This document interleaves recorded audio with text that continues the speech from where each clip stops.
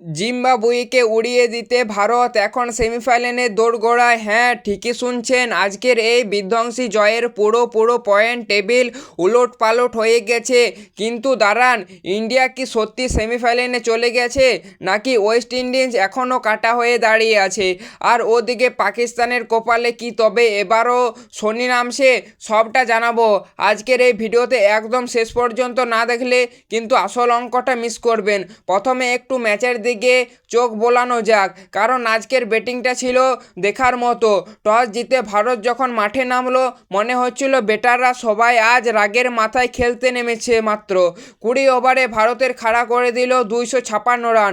পাহাড়ে ভারতে পারছেন বিশ্ব রেকর্ড ভাঙতে আর মাত্র 4 রানের জন্য বেঁচে গেল জিম্বাবুয়ে। জিম্বাবুয়ের বোলারদের অবস্থা এমন ছিল যে কোথায় বল ফেলবো বুঝতে পারছিল না।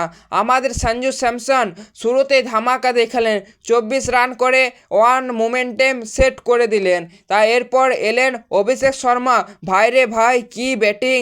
30 বলে 55 রান, এক ঝড় ইনিংস আর হাফ সেঞ্চুরিটা পূরণ করলেন। একদম শেষ বলে ছক্কা মেরে। কিন্তু আসল সারপ্রাইজ তো বাকি ছিল। বর্মা যখন ক্রিজে এলেন, মাঠের চারদিকে যেন বাজি ফাটছিল। মাত্র 16 বলে অপ্রয়োজিত 44 রান। ওর স্ট্রাইক রেট দেখে মনে হচ্ছিল কোনো ভিডিও গেম খেলছে। সাথে সূর্যকুমার যাদবের সেই চিরচিহ্নে স্টাইলের 13 বলে 33 রান। সব মিলিয়ে জিম্বাবুয়ের সামনে এমন টার্গেট ছিল যে ওটা তাড়া করা তো দূরে, ঠিক মতো দাঁড়িয়ে থাকাটাই ছিল। জিম্বাবুয়ের অবশ্য লড়াই করার চেষ্টা করেছে। সিকান্দার রাজা আর বেনের ভালো খেলছিলেন, কিন্তু ভারতের এই বিশাল রানের চাপের সামনে ওইটুকু লড়াই যথেষ্ট ছিল না।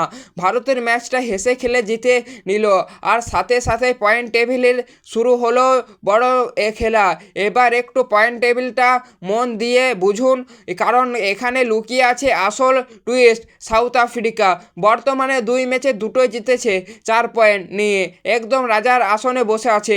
ওদের রান রেট এতটাই বেশি যে ওদের আটকানো প্রায় অসম্ভব, আর কিন্তু সেমিফাইনালের টিকিট কনফার্ম করে ফেলেছে। এখন প্রশ্ন হচ্ছে, ভারত কোথায়? ভারত বর্তমানে 3 নম্বরে। দুটো ম্যাচের মধ্যে একটি জিতেছে আর একটি হেরেছে। কিন্তু ভয় পাবেন না, ভারতের ভাগ্য এখনও ভারতের হাতেই আছে। এরপরের ম্যাচটাই হলো আসল পরীক্ষা, ভারতের লড়াই ওয়েস্ট ইন্ডিজের বিরুদ্ধে। ইন্ডিয়ান্স কিন্তু প্রথম ম্যাচ সাউথ আফ্রিকার কাছে হেরে একটু চাপে আছে। যদি ওদের রান রেট এখনও বেশ ভালো, অঙ্কটা খুব সহজ। ভারত যদি ওয়েস্ট ইন্ডিজকে হারিয়ে দেয় তবে সরাসরি সেমিফাইনালে। আর যদি কোনো কারণে অঘটন ঘটে তবে কিন্তু ব্যাগ গুছিয়ে বাড়ি ফিরতে হতে পারে। তাই পরের ম্যাচটা কিন্তু ডু অর ডাই।